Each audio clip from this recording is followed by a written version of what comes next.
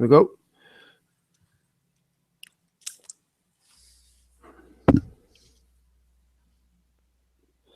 Oh, we're already live. Hello, folks. Welcome to another weekly edition of the Manchester United show. Of course, I'm joined here, as always, by Martin. Work. You can catch Martin at Work7 on Twitter there. We're going to review, of course, the Liverpool match that just happened, the one each. Some people are disappointed with it, which I think is a reflection of how far United have come. But obviously, you always want to get 3 points at home against Liverpool. It's the most pleasing 3 points this season. So much to get through, of course, the result, some of the tactical decisions in the game, Pogba, which was bizarre, a couple of other things to get through, some of the Sunday papers as well, with some of the players United are linked with over the summer. Martin, how's things, mate? Yeah, not too bad, man. A little disappointed myself. I thought that game was there for the taking, especially after I saw the starting lineups. That was a poor back four from Liverpool. I've not seen a back four as poor as that on paper for quite a while coming to Old Trafford. So disappointed that we couldn't take advantage of that. Yeah, it's disappointing we couldn't take advantage of it. Quite strange in that when you look at that back four, I don't rate Diane Lavrin. I don't rate Simon Mignolet. Had a decent game today, to be fair. Yeah. The young lad Arnold. He had a good game, but if there's one thing you want up against a right back, a young right back, is pace, Martin, in the last 20 minutes. He's just played an exhausting 70 minutes at Old Trafford. Some reason Rooney gets stuck on him, which is probably one of the slowest players in the United's team, that won't pose a threat to go past him. I would have kept Martial on. It's a very strange one for me. I thought Martial had a great first half. He went through about a 15-minute spell midway through the first half there where he terrorized that kid. And I thought both wings. I thought that's where we were going to be successful. Very strange decision to take him off. A little bit disappointing, to be honest. I'm sure he's a little bit pissed off himself to be sitting on the bench in the second half. You know, that last 10 or 15 minutes, I thought he would have come into his own. But yeah, you got to trust the gaffer, right? Mourinho normally gets his substitutions right. I was disappointed as well to see Fellaini come on, although he was instrumental in the goal. But for United, the way that second half went, I have to give Klopp a lot of credit because I think tactically Klopp played a perfect game. He did exactly what if you look at Danny Higginbotham prior to this game and he said where Liverpool would pose a threat to United, he had it absolutely spot on once again. He talked about Origi exploiting the space in behind Valencia, and he did that. And when United were chasing the game, Klopp was smart to bring on Coutinho because once again, Valencia was leaving big spaces, and he's the type of player you want last 20 minutes with space, and almost instantly created a goal for Liverpool. But I thought Klopp was really, really smart, and I'll have to give him credit and say that he's a top-class manager, Martin. Yeah, he is. I mean, it's no surprise to me. He knows what he's doing. He made some good decisions, but you got to bear in mind, if you're going to be 100% honest, right, they have aspirations of the title. And they needed to win the game. You know, they needed to win the game to stay in touch with Chelsea. The fantastic run that we've been on, it was still a long shot that we could catch Chelsea. There was still an outside chance we win the game today. And, you know, maybe it puts a little bit of pressure on them. But they needed to win the game. And I thought he made some good substitutions. I thought in behind Valencia there was space, but mainly because we're pushing on. We're trying to win the game. And credit to Mourinho, he's not going to sit back and and wait for a result to come. We chased the game. We tried to get all 3 points. Some poor finishing, some poor decision making. You really could say we were fortunate at times because they did have a couple of chances late on when Coutinho came on and could have hurt us. The US commentator said something that may not have been picked up in the UK, which need to be picked up. That Wayne Rooney has lost 10 pounds in the last. He had his haircut. What are you about this weekend, boyo? they said that he's lost 10 pounds this weekend or this the last month or so. Um, how has he been carrying an extra 10 pounds? Not that that's a surprise to anybody, but what Yeah, I, 10 pounds? I don't know where that comes from. There's surely someone's pulling a figure out their ass there because there's no way he's allowed to carry that much weight. It looks to me that he had genuinely. He looked to me like he had a shave and he's cut his hair. That's all it looked like. There's no way he's lost 10 pounds in the last month. There's no way he's been allowed to carry that much weight. Wayne Rooney's Wayne Rooney. Pace isn't in his game anymore. Plain and simple. So what was he doing out in the left? Last 20 minutes against the young right back that was desperate for a break. Did Mourinho get that wrong? Yes, my opinion. But who am I? But are we trying to look for the record? Are we trying to play off Rooney's ability to go and find that goal? Maybe it was a bit of fight he was lacking. Maybe he thought he could throw him on and scrap the crowd and get really, really riled up, thinking he'd maybe go and find that 250th goal. If he's making a sub there, surely Rashford's the one to come on and try and get him out with a pace. Mkhitaryan was. That's what I would have done. Disappointing to me. That we don't challenge the kid. I mean, the kid did. The kid had a good game. But like I said, Martial proved at times that the pace was going to bother him. And last 15, 20 minutes in a game on your debut at Old Trafford, in a game of that magnitude, surely somebody to run at him. Can you imagine Rashford running a knackered kid the last 20 minutes with pace on the left? Look, it's 16 games unbeaten, Martin. It's the end of a 9-game winning streak. This was unthinkable last season. So for Mourinho, it was always about progress. It was always about improvement. It wasn't about challenging for titles. For me, it wasn't about anything other than you must make United better. You must start to get some of the old things back that Manchester United were famous for. Late goals, refusing to lose, battling to the end, trying to win games to the end. And United were trying to win that game right up to the last kick. What I see Mourinho putting in that team is something that excites me. He cannot obviously be held accountable for what Paul Pogba does in the first half. An individual error, you can't coach that in the people. That's just stupidity. And I have no idea what Paul Pogba. I've been a big fan of Pogba, but he deserves to be slated today because he was shocking, Martin. He was the worst player out of the 22. For me, he just never got the grips with the game at all. He just looked the worst player. He was lucky to be on the field. He could quite easily have seen a card for the challenge on the edge of the box, where he dragged Henderson. Was it Henderson or was it Lovren? I don't know who it was. But he grappled him by the neck and wrestled him to the ground. Henderson. And the frustration. Look, I'm not going to get into the amount of money you pay for players. I don't believe doesn't that's matter. A reflection. It doesn't matter. But you pay. You pay money and you pay big money for big performances in big games. And I think the occasion got a little bit too much for him today. And I think you start to see that he is just a kid. You think you put a big price tag on him and you expect, a seasoned veteran, so to speak. I think he showed a little bit of his youth today and inexperience in these big, high-profile games because he was poor and made poor decisions. And let's be honest, maybe he was a lucky one to be still on the pitch, period. And when you bring one Matter on, you bring Matter on in the middle and keep the pace up top.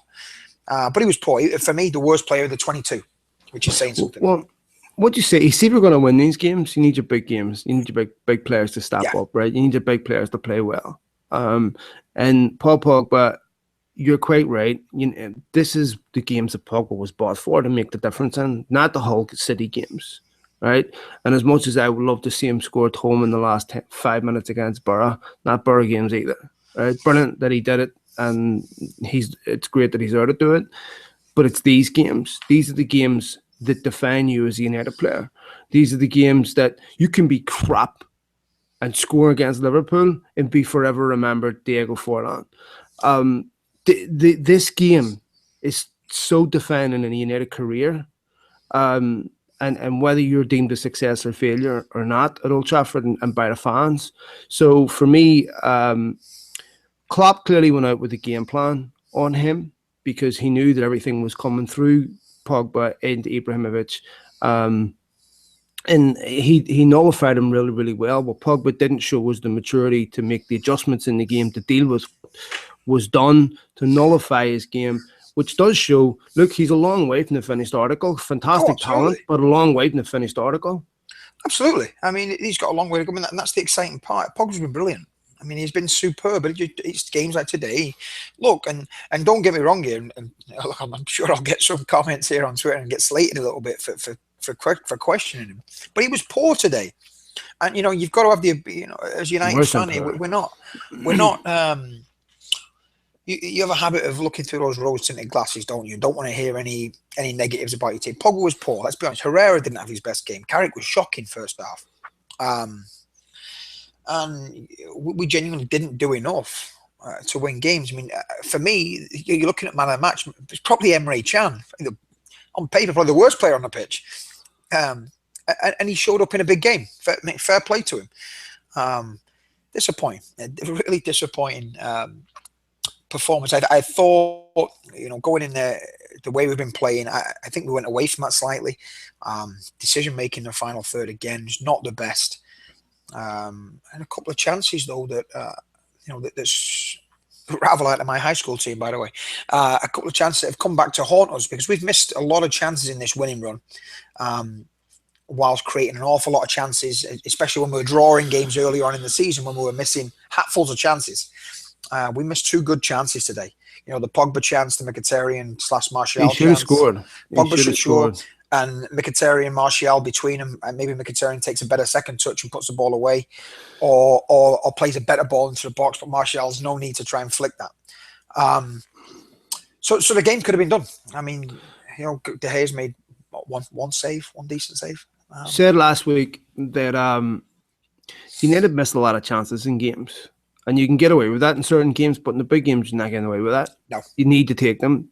That cost them 3 points today for me. You need to take the chances today to win the game.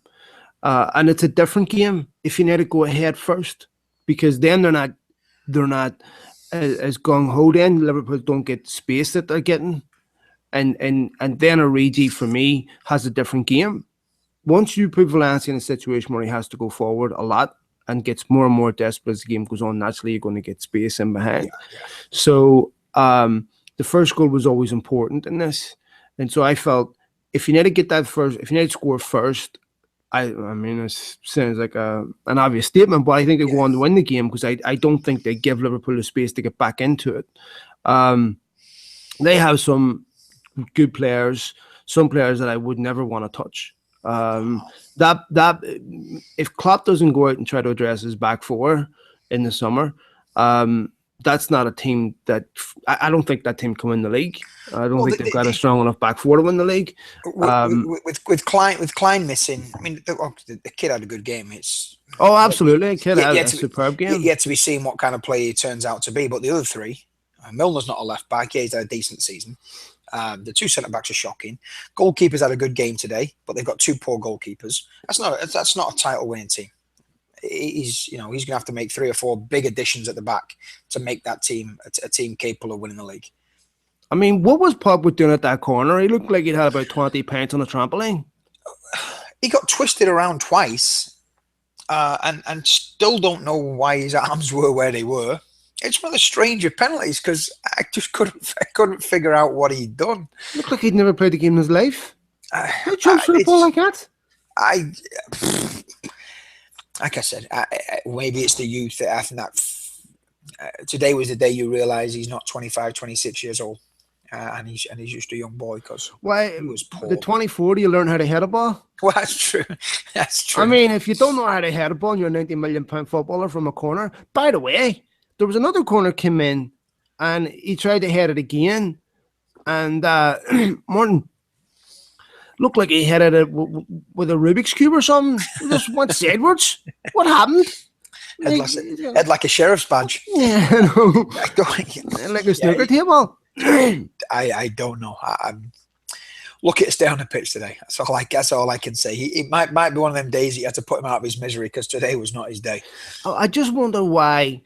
I wonder if Mourinho didn't want to bring him off for that reason because it was almost conceding the point that Liverpool had totally marked him out of the game and didn't want to take him off. Possibly. Um, I don't know. Maybe there was no other creative alternative, which would suggest that Mata will never play inside again. But when I want width in against that Liverpool team, I want pace. And whenever the Mata, I wouldn't have brought Mata on, despite Mata's goals. I would have brought Rashford on because Rashford gives you the pace against these youngsters. That, for me, as well as Milner, Martin, with an unorthodox left and a young right back, for me, that's exactly where you want your pace against because Milner's not quick. Well, I mean, obviously, I mean, he starts pace on both flanks. When Juan Mata's got to be, probably deserved to start the game. But I don't think Juan Mata's an option. See, I can be proved wrong here because he scores goals when he gets brought on as a sub. But it's almost a flip flop today. I mean, I thought today was a game that Mata starts, and then you bring pace on later on against tired fullbacks. Rather than the flip flop, you take off the pace and you bring on Rooney, and then you bring Mata on. Granted, we're chasing the game at that point. I would just like to see us, maintain the width, the true width that we bring. Even Mkhitaryan's he's not an outside right winger. He's always going to want to look to tuck in. Rashford's got that ability to beat the man around the outside. Martial's got the ability to beat the man around the outside. Like I said, we can second guess all we want, but I know from my point of view, it would have been nice to see that last 15, 20 minutes really going at people with pace because I think we would have been a little bit. But I felt, honestly, I mean, Rooney couldn't beat a man with a knuckle duster, Martin. I don't know what you're sticking him out there for. You're putting him on. You're putting him on and creating a position for him. You're putting him on for the sake of putting him on. I don't think they would have been too disappointed. I mean, granted, he set up the goal, but yeah, disappointing. Man, I would have loved to have seen Rashford have a go at a young kid. Yeah, disappointing in that sense. But I think, like you said, I think that shows where we've come. I mean, we've got a late-ish equaliser. It's. I think some of us still had ambitions of maybe trying to put the pressure on Chelsea. But it shows where we've come. I think 2 or 3 years in a row here. I think we'd have been pretty excited about coming back from the death there and scrapping and finding that point when it looked like we might have been out of it. But I think now we have greater ambitions, and that can only be fair play to Jose because he's brought that back to the club. For me, it's not about winning the title. I think that is massive for United. Obviously, every year you want them to win the title, but you have to be realistic about the expectations. For me, it's about beating Liverpool, getting 3 points. That's it. Put them in their place. That's what it's about.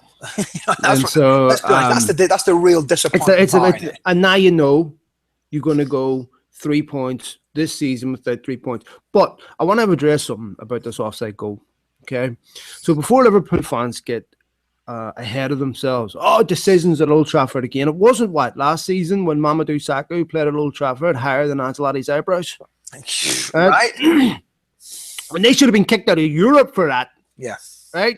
Right. So failed the drug test right after a match. They get drugged. They get swept under the rug. Nobody said anything.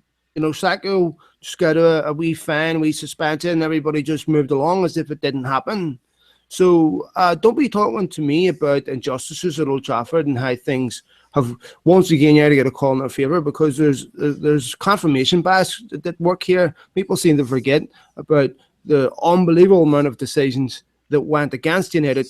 And look, it's 3 points. It's 3 points. Liverpool get the decisions too. And it was a minute offside. Well, it's a minute offside 30 seconds before we scored. It's not like Valencia set up the goal.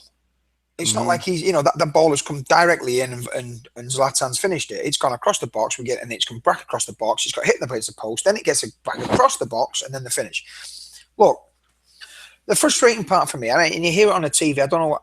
Obviously we watch the US coverage, and again we're talking about there's an offside here. You know what? All these the 14 decisions that we talked about a couple of weeks ago that were in the Manchester Evening News. I don't hear anybody talking Hmm. about those decisions. Yeah. I hear, oh, there's an offside goal again for United. It's an offside goal. Why are these getting highlighted time and time again? If there's a borderline decision, and was Valencia offside? Yes, he was offside. Did it lead directly to a goal? Nope. It's 20 seconds, 30 seconds. They have ample opportunity to clear the ball after that. And by the way, Well, not one defender's appealing for offside. So let's get what's it. the Let's. but I don't get what the complaint is that a controversial decision that shouldn't have went United's way did. Do you realize how many of these happen in a weekend? Oh, exactly. And so is it just this one you're upset about, or is it all of them? Is it the ones that your team gets too?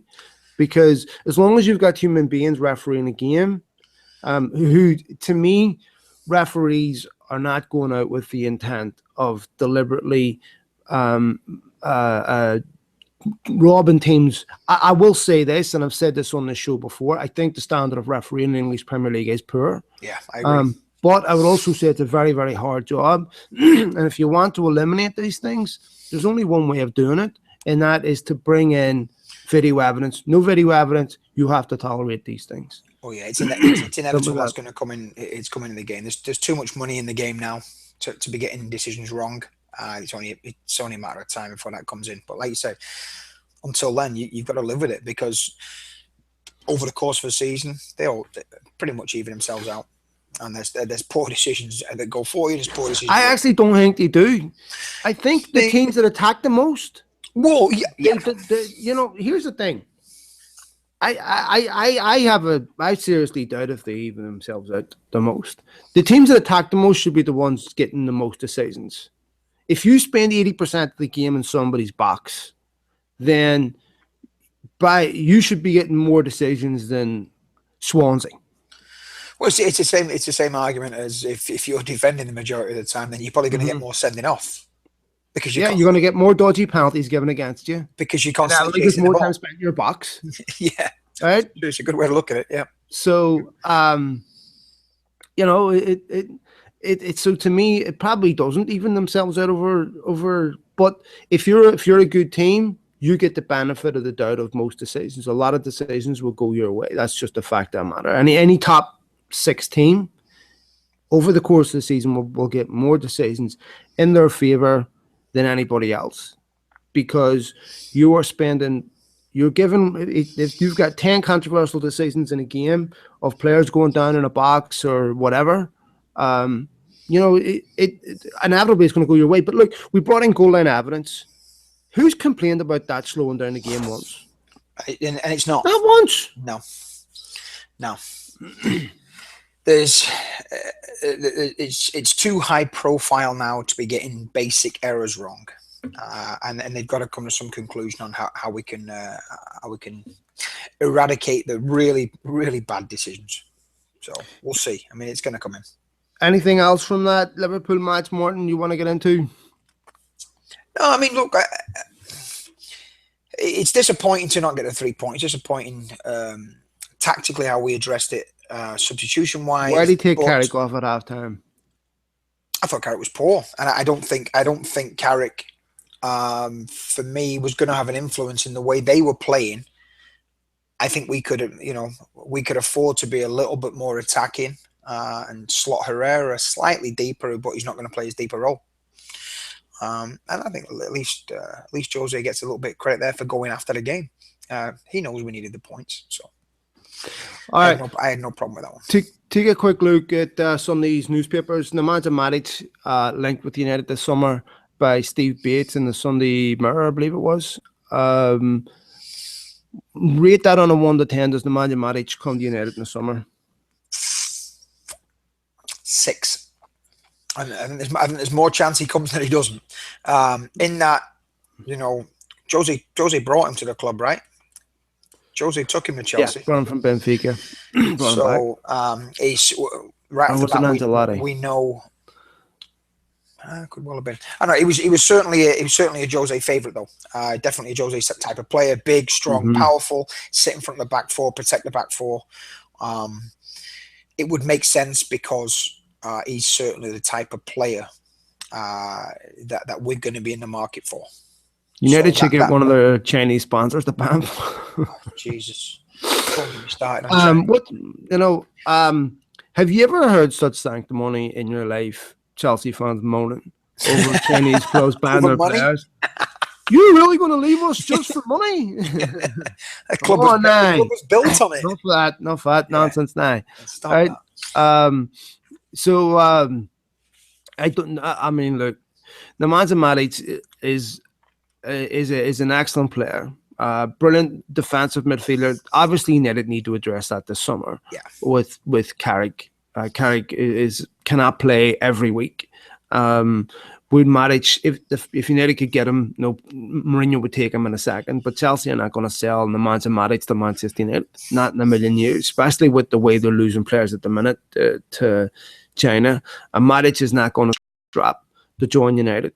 So that for me is a big outsider. oh, it's a big outsider, but you can see where the rumor would start because it's absolutely the type of player we're going to be in the market for. Mm-hmm. But yeah, I mean, when I say 6 out of 10, it's the belief that that's the type of player we're going to be looking at. Do I think Chelsea ain't and not selling Matic to us? No, but that's the type of player. So that's it makes sense. It's a lot. It's a lot better than some of the silly rumors you hear. I will say this: when Matic was initially leaving Benfica, United were very interested in him, and they typically dithered, and it didn't happen. But I can't see that move happening now. The other ones that I'm thinking about, Martin, for this summer is let me see. Well, who else was linked with United? Nemanja Matic, and who was the other one that they? Kieran Tierney from Celtic was a young left back United are looking at. Again, from the same report, this is not I'm saying this is going to happen or anything, but he's been a young lad kept. He's a Gary out of the team at Celtic. I mean, a very, very bright young defender up there. He's had some injuries. What do you think of that? Well, if that's what we're in the market for, I think it's safe to say that Luke Shaw's not getting back in the squad. If we're trying to address the left back position, there is serious problems relationship wise with Jose and Luke Shaw. It's looking like it's going to be real tough for him at this point to even get back in the team. So if that's the case, then absolutely we need to be in the market for a left back. I don't think Mateo Darmian's the answer. I don't think Bailey Blynn's the answer. Marcus Rojo shifting out there is not the answer. And if we want to be where we want to get to, then we're going to need a world-class left back. I'm still hoping that Luke Shaw, if those two figure something out, but it's looking increasingly less likely, isn't it? Yeah, Luke Shaw got his card marked big time in the paper this week. A very deliberate story leaked to the Mirror this week on Luke Shaw. If you get a chance, go back and read it. Very, very deliberate warning to Luke Shaw about his career and how Mourinho just has not taken to him. That boy has serious problems, Martin. I'm not getting into some of the stuff that I've been told because I just think he deserves some level of privacy. I'm concerned about whether Luke Shaw will ever be. I honestly think he'll get moved on this summer. It's looking increasingly likely. It was disappointing. The boy's got his world at his feet. The boy's got a potential on the pitch to be best left back in Europe. It's clear his off the field stuff is certainly hounding him right now. He doesn't help himself. I mean, put it like that. For such a young boy, I just wonder who surrounds him. Yes. So I think Luke Shaw will be moved on. I think that's going to be an issue now they're going to have to address this summer. Kieran Tierney was excellent against City, by the way, in that game where Raheem Sterling, he was up against Sterling in that game. He was excellent. But we'll see what happens. That'll do it for this week, folks. Yep. Shorter one this week. Thanks very much for joining us. We appreciate that. We'll see you back here again next week, and we'll have more stuff for you whenever we actually figure out how to use this Google. Anyway, I still don't know how to add in phone calls, and if someone can help me with this, then we would be able to make this show so much more entertaining because I could bring you in guests. And once we figure that out, then we'll bring you in guests and make this a lot better. So, all right, folks, thank you. All right, mate. Cheers, Martin. See you, mate. Bye.